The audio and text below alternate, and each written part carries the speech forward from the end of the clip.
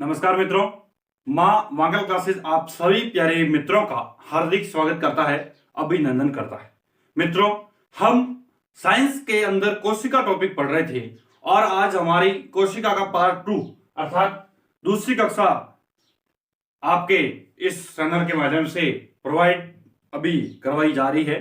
तो साथियों, कल अपन ने थोड़ा सा कोशिका के बारे में सामान्य जानकारी प्राप्त की। कोशिका क्या है, कोशिका संरचनात्मक और क्रियात्मक इकाई कैसे है, कोशिका में सिद्धांत किसने दिए गए और उसके अकॉर्डिंग क्या तथ्य कहा गया, तब से हम लोग कोशिका को क्या मानते आ रहे हैं और कोशिका में कौन कौन से अवयव है, उसके संदर्भ में हमने एक अवयव की बात की थी। और उसके अलावा हमने ये भी बात की थी साथियों कि सबसे छोटी कोशिका कौन सी है, सबसे बड़ी कोशिका कौन कौन सी है, और हमने ये भी बात की मानव के अंदर सबसे छोटी कोशिका कौन सी है और मानव के अंदर सबसे बड़ी कोशिका कौन सी है। इन समस्त सामान्य जानकारी के अकॉर्डिंग हमने बात कर ली। आज हमारा रहेगा साथियों कोशिका अवयव का सेकंड जो आपका पार्ट है, कोशिका झिल्ली से शुरू करेंगे। कल अपन ने साथियों कोशिका भित्ति के बारे में बात कर ली थी, आपको मैंने बताया था। एक बार थोड़ा सा कोशिका भित्ति के बारे में बता। कोशिका भित्ति, तो कोशिका भित्ति के बारे में हमने साथियों बात की थी कि कोशिका भित्ति पहली बात तो सेलुलोज की बनी होती है, सेलुलोज, क्लियर, और हेमी सेलुलोज की होती है, हेमी सेलुलोज, और साथियों पैक्टिन की बनी होती है। ये भी मैंने बात की थी साथियों की सेलुलोज, हेमी सेलुलोज और पैक्टिन की बनी होती है। और मैंने ये भी बताया साथियों कि कोशिका भित्ति के ऊपर निक्षेपण होता है वो साथियों लिग्निन और सुवेरिन का होता है, इसलिए कोशिका भित्ति मृत होती है। इसके बारे में हम लोग बेहतरीन तरीके से आपको, और उनके काम क्या है, आकार आकृति को बनाए रखना, कोशिका को प्रतिकूल परिस्थिति से बचाए रखना, ये समस्त कार्य के बारे में अपन ने बात कर ली। अभी साथियों कोशिका कौन कौन से पार्ट है उसके बारे में आपको एक स्लाइड के माध्यम से समझा रहे हैं, फिर आपको कोशिका झिल्ली का बेहतरीन तरीके से मेरा जितना एफर्ट्स रहेगा उसके माध्यम से आपको समझाने का प्रयास करूंगा। तो साथियों देखिएगा स्लाइड को, वास्तव में कोशिका के अंदर कौन कौन से अंग है उसके बारे में सामान्य जानकारी प्राप्त कीजिए, ताकि आपको कोशिका झिल्ली पढ़ाऊं या फिर कोशिका भित्ति पढ़ाऊं, हर चीज आपको बेहतरीन तरीके से समझ में आएगी कि कोशिका द्रव्य के अंदर होता है, कोशिका झिल्ली क्या होती है, कोशिका भित्ति क्या होती है, समझ जानकारी आपको स्लाइड के माध्यम दी जाएगी। मुझे लगता है साथियों ये सेशन आपको जस्ट अभी मिलने वाला है, वो बहुत पसंद आएगा। तो साथियों देखिएगा, देर किस बात की, और फिर चलते हैं अपने इसी वापस टॉपिक के झिल्ली के अकॉर्डिंग। लेकिन एक बात और बता दो साथियों, यदि आप नए हैं तो थोड़ा सब्सक्राइब वाला बटन भी करवा दिया करो, थोड़ा सब्सक्राइब बढ़ा दिया करो और मित्रों के साथ शेयर कर दीजिएगा, ताकि मैं आपको बहुत बढ़िया चीजें देता रहूं। देखिएगा स्लाइड को।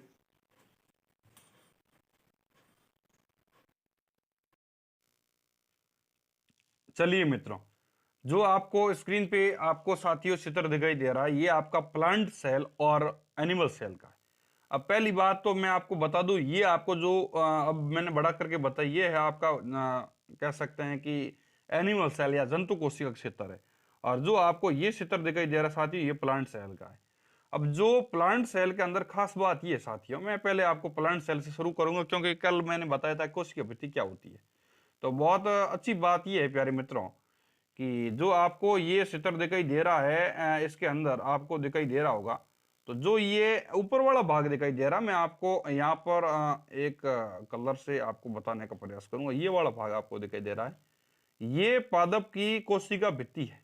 जो बाहरी आवरण मैंने बताया था निर्जीव होती है, तो ये सेल वॉल है, इसको कहेंगे साथियों कोशिका भित्ति कहेंगे। जो इसके द्वारा ये डिनोट किया हुआ यहाँ पर, ये सेल वॉल, यानी ये आपकी पादप की कोशिका भित्ति है, ऊपर वाली सबसे बाहरी आवरण। और उसके अंदर जाते हैं साथियों, तो आता है साथियों सेल मेम्ब्रेन आती है। जो आपको ये वाला भाग दिखाई दे रहा है, ये पट्टी जैसा दिखाई दे रहा है, ये साथियों कोशिका झिल्ली है। सेल मेम्ब्रेन का अर्थ होता है साथियों कोशिका झिल्ली, तो ये आपके कोशिका झिल्ली है। आपको मुझे लगता समझ में आ गया। तो ये होने के बाद में साथियों अंदर जाते हैं, तो बहुत अच्छी बात यह है प्यारे साथियों कि अंदर हम लोग जाते हैं तो हम बहुत सारे अवयव देखते हैं इसके अंदर।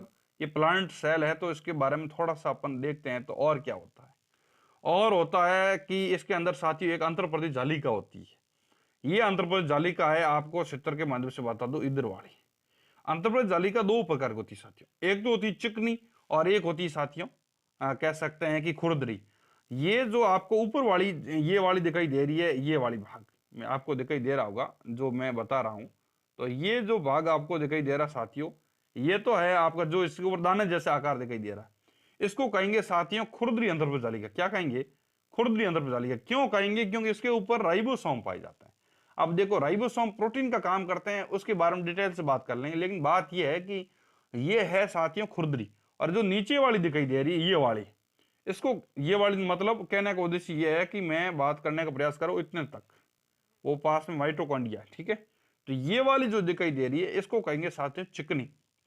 चिकनी क्यों होती है? इसके ऊपर राइबोसोम नहीं होते। पहली बात तो राइबोसोम नहीं होते हैं तो बात यह है कि ये वसा का निर्माण करती है, और ये क्या करती है साथियों? प्रोटीन का निर्माण करती है। ये दो बात आपके दिमाग के अंदर फैक्चुअल रूप से बैठ जानी चाहिए। अब बात करते हैं अगली साथियों।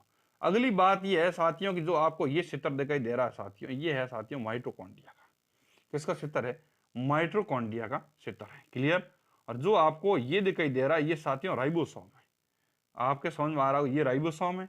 और कह सकते हैं कि ये वाली ऊपर वाली होगी आपकी खुरदरी, ये होगी चिकनी। और दूसरी बात मैं आपको बहुत बढ़िया तरीके से बताऊं मित्रों, तो जो आपको ये चित्र दिखाई दे रहा है ये क्लोरोप्लास्ट का। किसका है?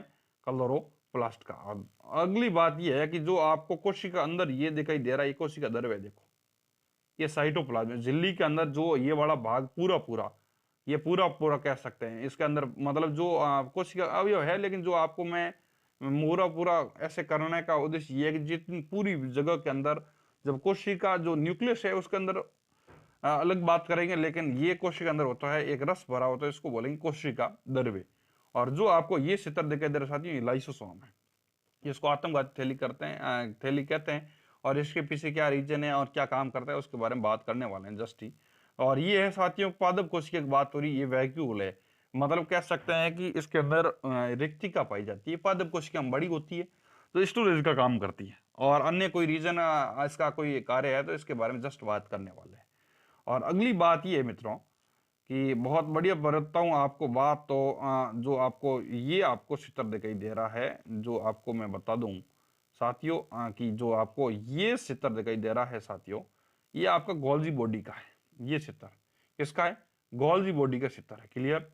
इधर वाला जो चित्र है इसको बोलेंगे साथियों गोल्जी बॉडी का जो चित्र है, और जो ये चित्र है उसको बोलेंगे क्लोरोप्लास्ट का चित्र है। क्लियर? और जो ये चित्र है लाइसोसोम का मैंने बता दिया। और जो आपको ये चित्र दिखाई दे रहा है साथियों ये माइटोकॉन्ड्रिया का है। आप आराम से देख लीजिएगा, माइटोकॉन्ड्रिया इस आकार की होती है, उसके पीछे रीजन क्या है, क्या काम करती है, जस्ट बात करने वाला है। मतलब आपको सबसे पहले कोशिका के बारे में थोड़ी थोड़ी जानकारी होनी चाहिए मित्रों। और वैक्यूल के बारे में बात कर ली, कोशिका द्रव्य के बारे में बात कर ली, और ये है प्लाज्मोडेस्माटा। इसको बोलेंगे साथियों प्लाज्मोडेस्माटा। ये क्लियर? इस प्रकार से ये चीजें कोशिका अंदर है जो होती है। मुझे लगता है जैसा मैं बता रहा हूं वैसा आप सीख रहे हैं। और अगली बात जस्ट करने वाले मित्रों, तो बात ये है कि क्लोरोप्लास्ट ये होता है, ये बात होने के बाद भी राइबोसोम की बात होगी। जस्ट बात कर रहे हैं साथियों जंतु कोशिका में क्या खास बात है। अब पहली बात तो जंतु कोशिका के ऊपर आपको ये आपको चित्र दिखाई दे रहा है, इसके अंदर आपको पहली बात तो इस कोशिका के ऊपर किसी प्रकार की कोशिका भित्ति दिखाई नहीं दे रही है। अर्थात इसके ऊपर बात ये है, अच्छी बात ये है मित्रों कि जो आपको सबसे पहले दिखाई दे रही है सेल मेम्ब्रेन है, यानी यहां से लगा करके यहां तक जो आकार है ये साथियों सेल मेम्ब्रेन का, यानी कोशिका झिल्ली का है। और कोशिका झिल्ली का है अर्थात कह सकते हैं कि जंतु कोशिका अंदर बहुत अच्छी बात यह है कि कोशिका भित्ति नहीं होती। मैंने कल ही बताया था, नहीं अभी बता रहा हूं। ये Golgi body same to same है, और ये परऑक्सीसोम ध्यान रखना। और ये आपका सेंट्रोसोम है साथियों, और ये सेंट्रियोल है। ये है जो कोशिका द्रव्य के अंदर होते हैं, इस बात को ध्यान रखना। और ये लाइसोसोम है, राइबोसोम भी इसमें होता है, इसमें भी सेल मेम्ब्रेन होती है। ये साथियों सीलियम है, और स्मूथ एंडोप्लाज्मिक और कह सकते हैं साथियों रफ एंडोप्लाज्मिक रेटिकुलम दोनों होती है। आपको ये दिखाई दे रही है, ये तो स्मूथ का अर्थ होता है साथियों चिकनी, और ये होती है साथियों खुरदरी। ये अंतर्गत जालिका इस प्रकार से इस कोशिका द्रव्य के अंदर अवस्थित होती है। इस बात को थोड़ा समझने की जरूरत है। और जो आपको ये चित्र दिखाई दे रहा साथियों, जो ये चित्र दिखाई दे रहा साथियों, ये आपका कह सकते हैं केंद्रक का है। और ये न्यूक्लिक पोर है, इसके अंदर न्यूक्लिक एनवेलॉप होता है, उसके अंदर ये होता है केंद्रक, अंदर वाला केंद्रक है, जो क्या करता है साथियों कोशिका की समस्त क्रिया को नियंत्रित करने का काम करता है। क्लियर? इस बात को इस प्रकार से आपको थोड़ा सा इस बात को समझने की जरूरत है।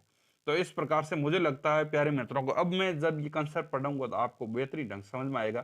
तो साथियों चलते हैं अगली स्लाइड में और सीखते हैं कि हमने क्या ग्रहण किया है, इसके संदर्भ में बात विस्तृत स्लाइड के माध्यम से करते हैं। शुक्रिया साथियों। अब मुझे लगता है ये सेशन आपको बहुत अच्छा लगा, तो मुझे थोड़ा मोटिवेट करने का प्रयास करें कि वास्तव में हम सीख रहे हैं। आप अपना कमेंट बॉक्स के माध्यम से अपना सुझाव मुझे भेजें ताकि मैं आपके लिए बेहतर से बेहतर कर सकूं। साथियों, चलते हैं अगली स्लाइड पर। अब देखिएगा साथियों, अब अपना कोशिका अवयव का दूसरा टॉपिक है जिसका नाम है साथियों कोशिका झिल्ली। अब मैंने आपको वीडियो के माध्यम से कोशिका झिल्ली बताई, अब फिर भी थोड़ी सी सेशन की बात कर लेता हूं। अब बात यह है साथियों की कोशिका झिल्ली क्या होती है।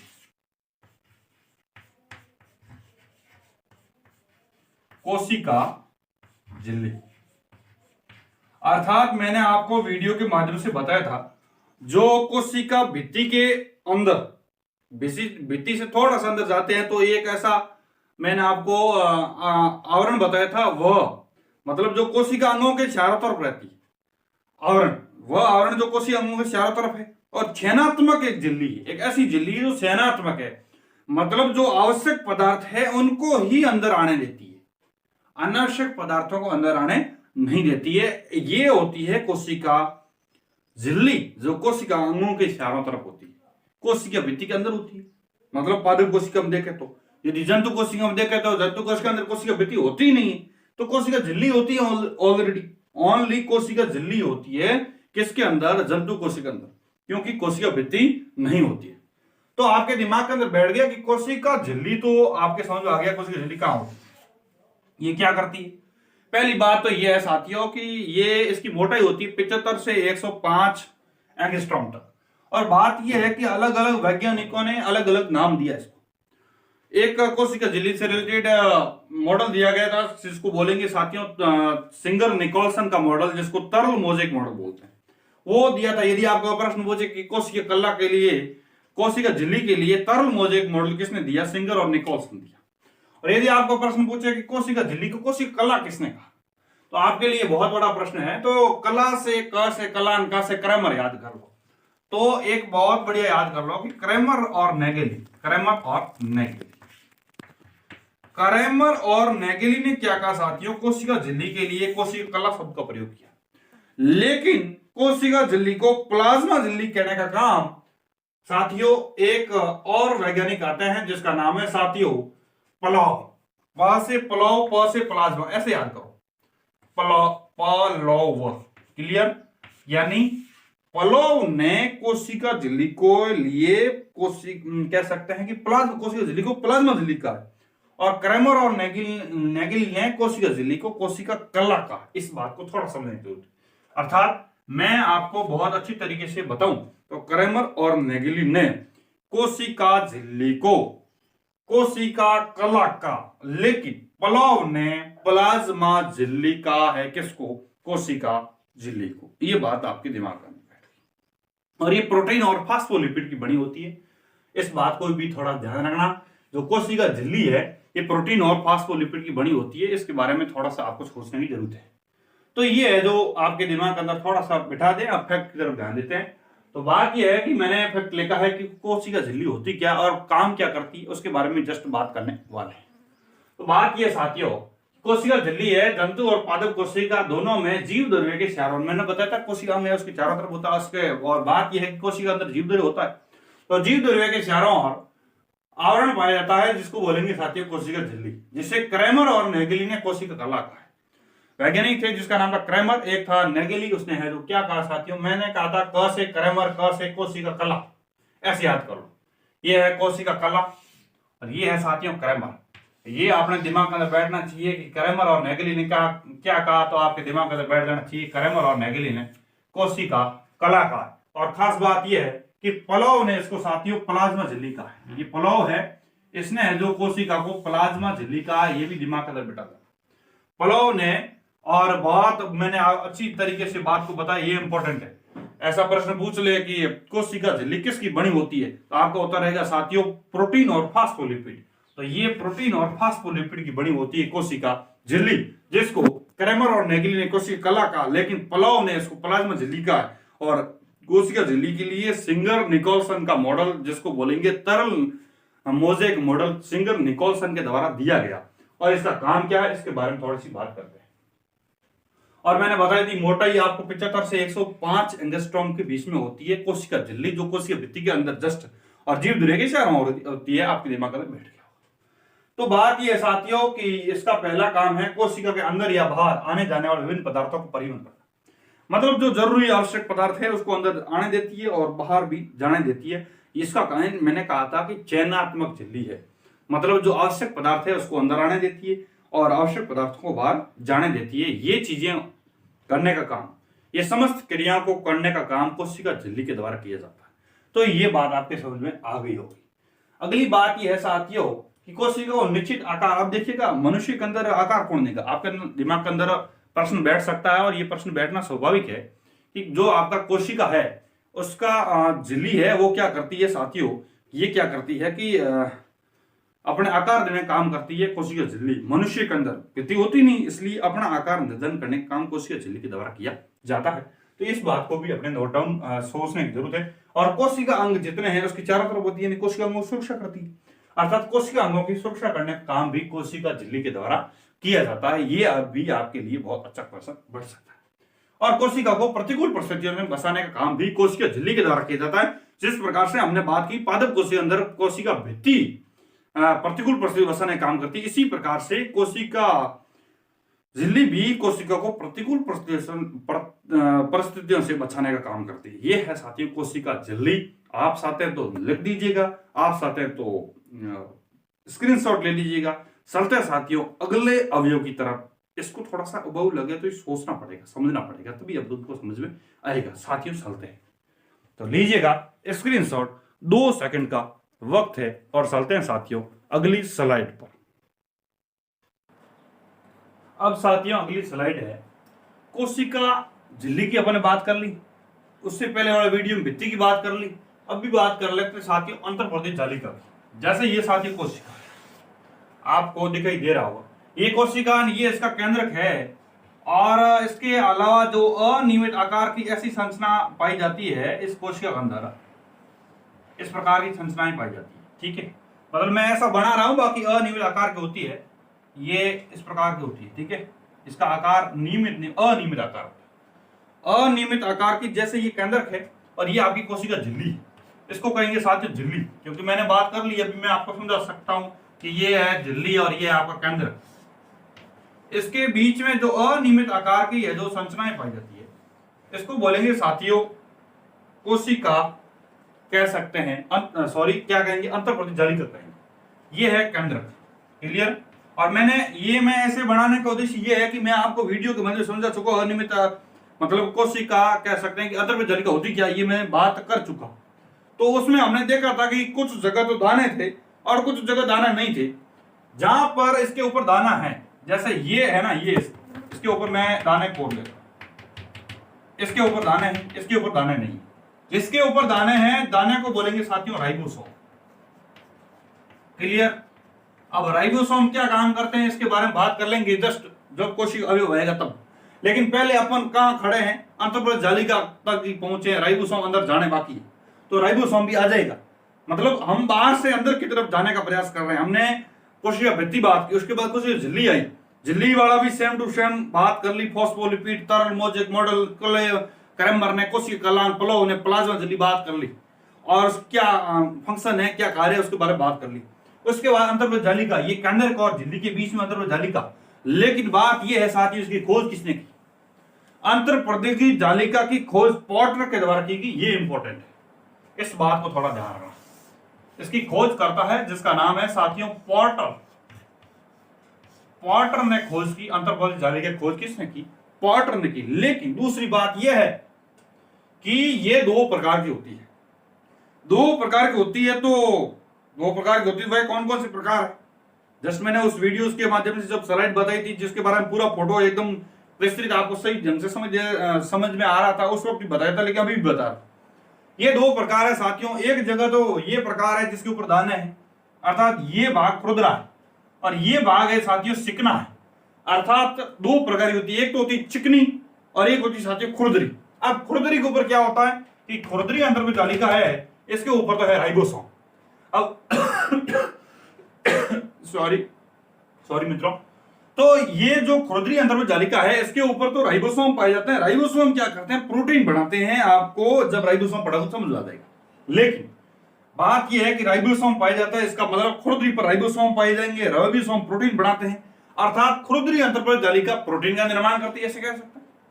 और ये जो दूसरी है जिसको बोलेंगे साथियों चिकनी। अब देखो इंग्लिश में बात करें तो एक बोलते हैं इसको स्मूथ और एक बोलते हैं रफ। यहां पर लिख देता हूं स्मूथ और रफ। स्मूथ का अर्थ होता है साथियों चिकनी, और रफ का अर्थ होता है साथियों क्या होता है? रफ का अर्थ होता है साथियों खुरदरा, और स्मूथ का अर्थ होता है साथियों चिकना। अब बात यह है कि चिकनी अंतर्पद जालिका ये है और खुरदरी ये है।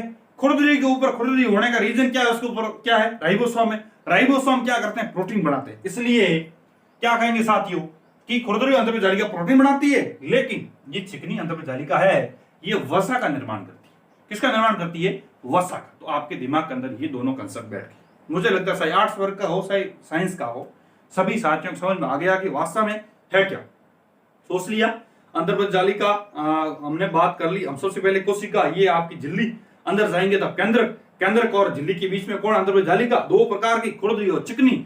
चिकनी तो वसा बनाती है, खुरदरी क्या बनाती है? प्रोटीन बनाती है। क्यों? उसके पीछे रीजन ये है कि खुरदरी ऊपर क्या पाए जाते हैं? राइबोसोम पाए जाते हैं। इसलिए ही ये जो साथियों खुरदरी अंतर्पद जालिका प्रोटीन बनाती है।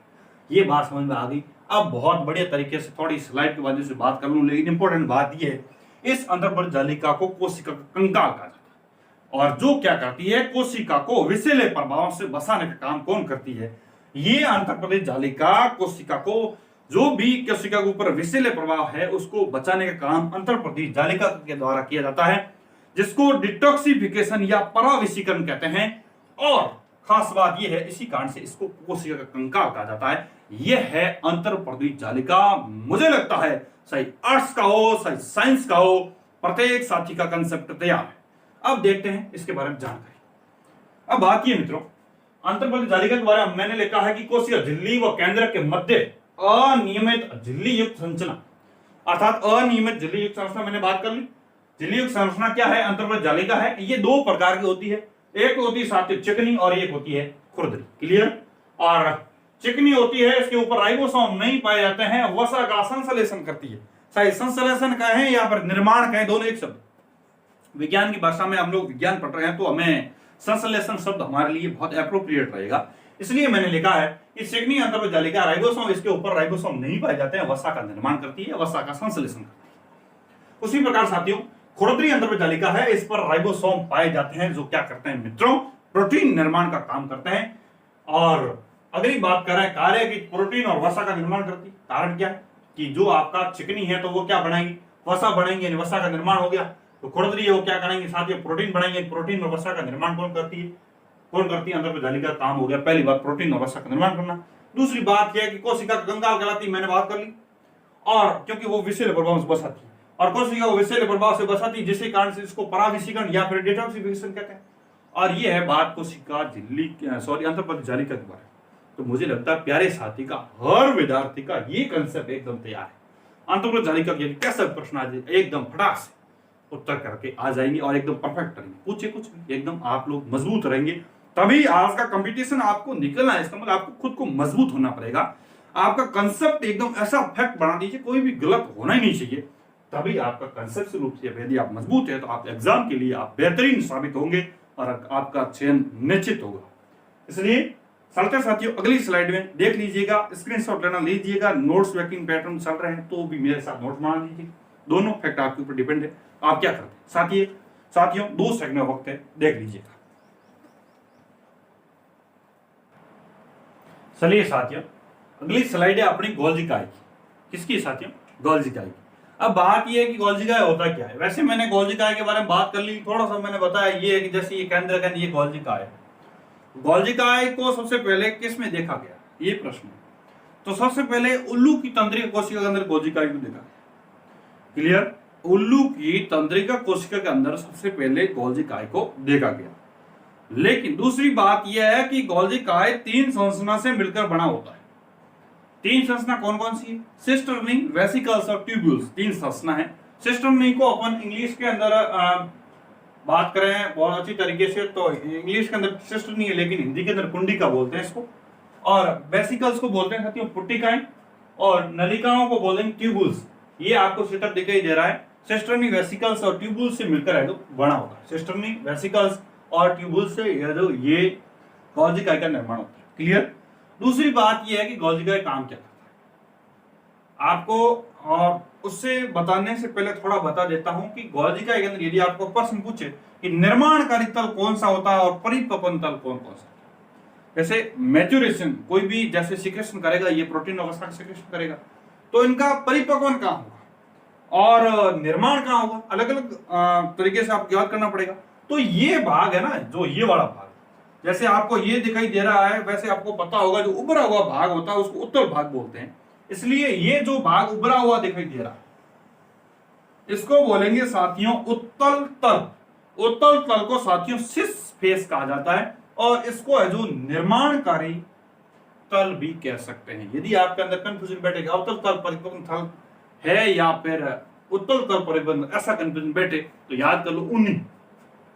जैसे जब सर्दी का मौसम आता तो ऊनी सभी ओढ़ते हैं या फिर जो भी पहनते हैं कोट वगैरह, तो ऊनी सबको याद रहता है, यानी उत्तल तल को निर्माणकारी तल बोलते हैं। ये याद, यानी निर्माणकारी। ऐसा प्रश्न आप आज का कंपटीशन जमाना ये एक बहुत डीप से पूछते हैं, ऐसे कोई नहीं पूछता क्या है, ये पूछेंगे कि उत्तल तल है वो उसको मतलब गोल्जी के अंदर निर्माणकारी तल कौन सा है, तो आपके अंदर कंफ्यूजन बैठ जाएगा उत्तल तल था या फिर अवतल तल था।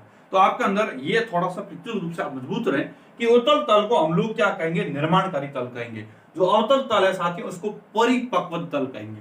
उत्तल तल को निर्माणकारी तल बोलते हैं, उसी प्रकार से अवतल तल को परिपक्वन तल कहा जाता है, या फिर कह सकते हैं अवतल तल को ट्रांसफेज कहा जाता है। क्लियर। और इसको कहेंगे साथियों सिस फेज। ये समपक्ष तल है, नहीं विपक्ष तल है। इस प्रकार से आप लोग अपने दिमाग में बैठा लीजिएगा, आप कंसेप्ट रूप से मजबूत हो जाए। ये है गोल्जी काई।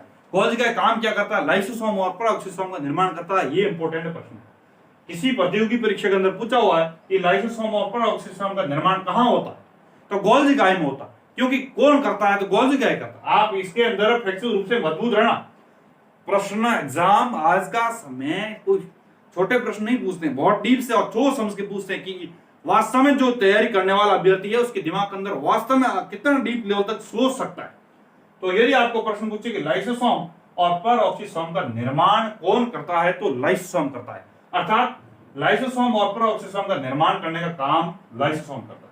और शुक्राणु के एक्रोसोम, जैसे शुक्राणु है वैसे आप सबको पता होगा, वैसे मैं शुक्राणु वाला बता दूंगा जब हम लोग फैक्ट पढ़ेंगे, अब आपको बेहतरीन तरीके से समझ में आ जाएगा। वैसे ये इस प्रकार का जो शुक्राणु की संरचना होती है इसके बारे में बात जस्ट कर लेंगे, मतलब जब हम लोग जनरल वाला टॉपिक पढ़ेंगे बता देंगे।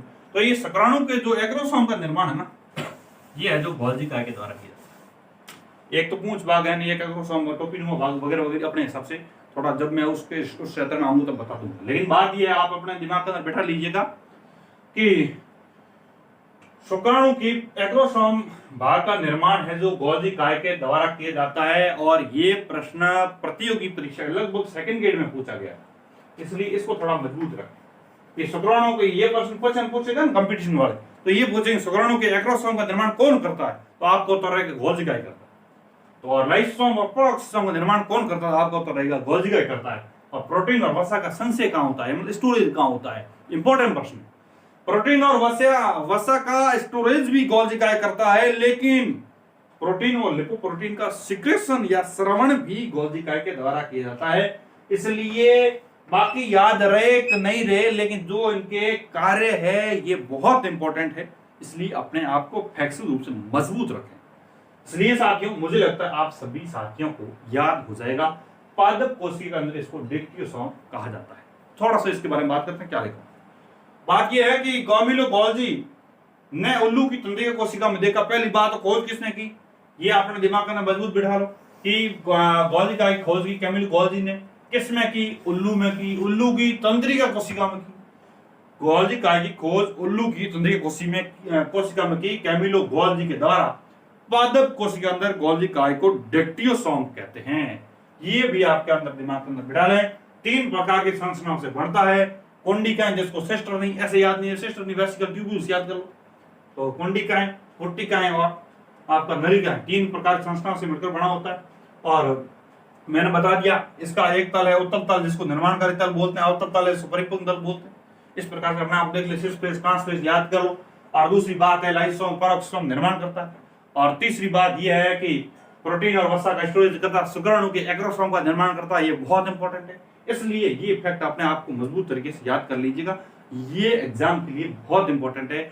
यदि आपको थोड़ा बहुत उबाऊ लगे तो बायोलॉजी ऐसा ही सब्जेक्ट है, रटा फिक्शन पर डिपेंड करता है, प्लस थोड़ा थोड़ा समझना पड़ता है, इसलिए थोड़ा बहुत उबाऊ लग सकता है। हम फिजिक्स की क्लासें भी लाएंगे, केमिस्ट्री की लाएंगे आपके लिए। मैं धीरे धीरे प्रयास करूंगा कि मैं बायोलॉजी वाला ये चलता रहेगा तो फिजिक्स की भी ऐसी क्लासें डालूं। यदि आपका मन है तो मुझे कमेंट बॉक्स में बताना, तभी मैं डालने का प्रयास करूंगा, ताकि आपको उबाऊ नहीं लगे। वैसे बायोलॉजी रटने के ऊपर डिपेंड नहीं करता है, समझने के ऊपर डिपेंड करता है, प्लस अधिकतर चीजें रटनी पड़ती है, क्योंकि आप कितना ही समझ लो लास्ट में आपको रटना पड़ेगा।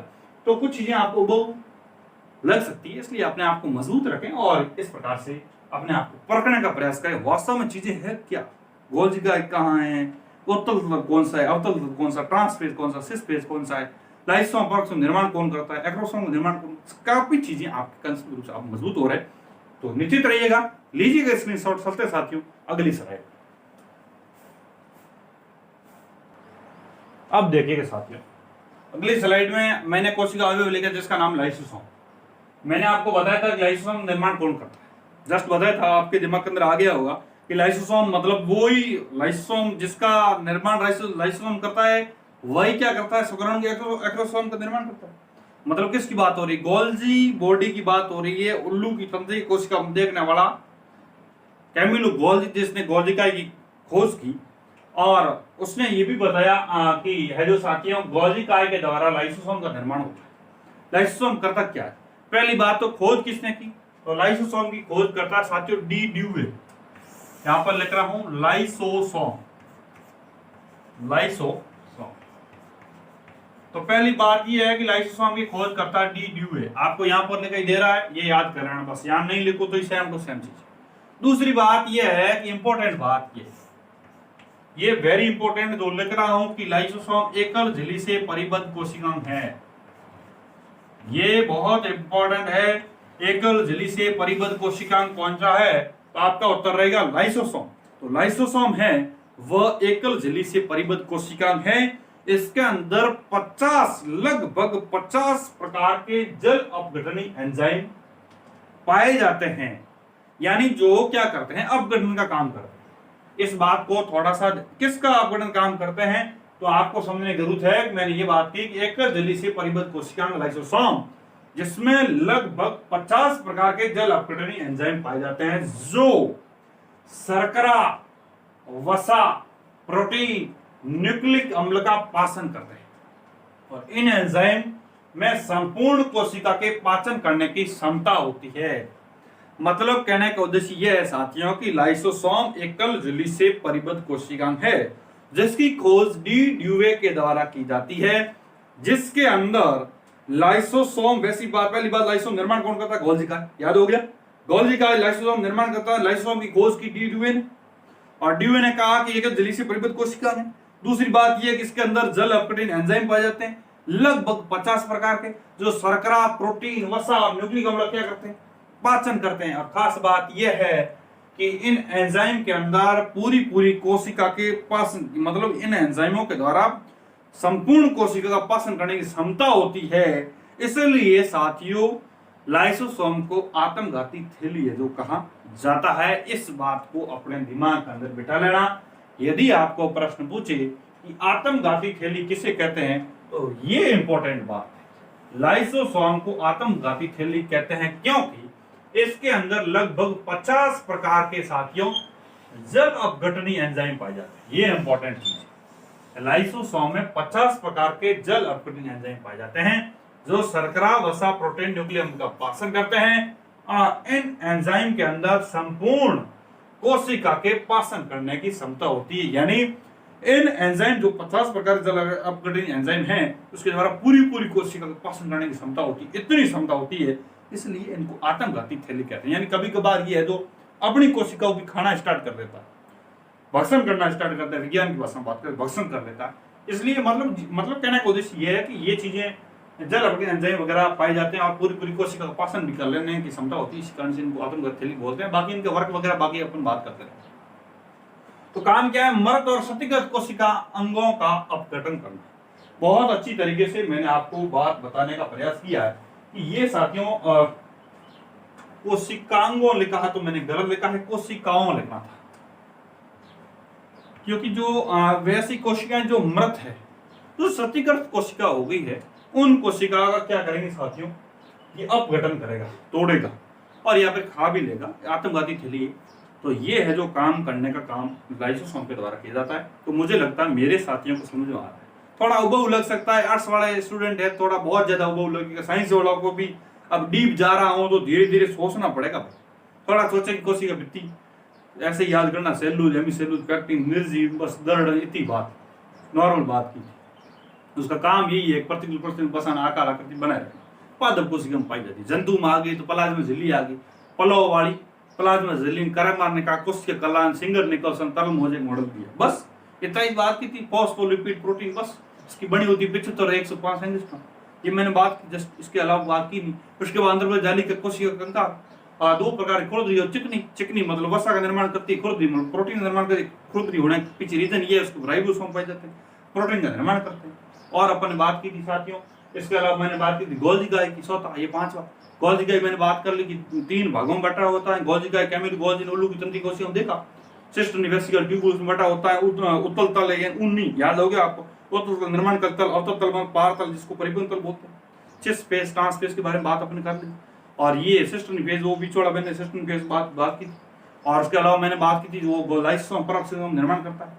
और मैंने ये भी बात किया था कि लाइसोसोम है तो लाइसोसोम एक झिल्ली परिवर्तित कोशिका है और इसकी खोज डीडीए की लगभग 50 प्रकार जल अवघट एंजाइम पाए जाते हैं। और खास बात यह है कि जो प्रोटीन वसा और न्यूक्लिक अम्ल जैसे शर्करा इनका पाचन करता है और लगभग इनके 50 प्रकार लगभग जल अवघट एंजाइम पाए जाते हैं, जिसके अंदर पूरी कोशिका के पाचन करने की क्षमता होती है, इसलिए इनको आत्मघाती थैली बोलते हैं। ये बात की थी। और यदि आपको पूछे शुक्राणु के एक्रोसोम का निर्माण कौन करता है, इंपॉर्टेंट क्वेश्चन याद करना, मैंने बात की थी गोल्जी गाय। गोल्जी गाय के द्वारा शुक्राणु के एक्रोसोम का निर्माण करता है। और यदि आपको प्रश्न पूछे एकल झिल्ली से परिबद्ध कोशिका का नाम बताइए, लाइसोसोम। वैसे मैं एकल झिल्ली से परिबद्ध कौन कौन सी कोशिकाएं हैं, 2 झिल्ली से परिबद्ध कोशिकाएं हैं, झिल्लीविहीन कोशिकाएं कौन कौन से, इसके बारे में एक छोटा सा वीडियो बनाकर आपको भेज दूंगा जब हमारा कोशिका पूरी हो जाएगी। सबसे पहले अभी हमने शुरुआत की है, अभी तक और डीप जाएंगे। यदि आप मेरे साथ पढ़ते रहोगे तो आपको समझ आएंगे पहले क्या, नहीं तो मैं डीप चले जाऊंगा, आपको समझ में नहीं है क्या बात हो रही है। क्योंकि हम धीरे धीरे केंद्र केंद्रिका गुणसूत्र बहुत अंदर जा रहे हैं, डीएनए आरएनए होता क्या देखते हैं, तो बहुत धीरे धीरे डीप जाएंगे। तो आपको मेरे साथ यदि आप पढ़ोगे या फिर रेगुलर क्लासेस देखो, 1 नंबर 2 नंबर देखोगे, समझ में आएगा। अन्यथा आप साइंस वाले समझ में कम आ जाएगी, साइंस वाले स्टूडेंट को समझ में कम आएगी, क्योंकि मैं डीप लेवल से जा रहा हूँ। आर्ट्स वालों आपके लिए भी प्रॉब्लम यदि नहीं हो, बहुत बेहतरीन समझ में आए और साइंस के अंदर ट्रेंड होना चाहते हो, एक भी क्वेश्चन हमारा गलत नहीं हो, आप मेरे साथ बने रहिए, आपको बेहतरीन से बेहतरीन बनाने का पूरा प्रयास है। मित्रों, मैंने मेरे हिसाब से सही पढ़ाने का, आपको याद कराने का और मेरी तरीके से आपको समझाने का पूर्ण प्रयास किया है।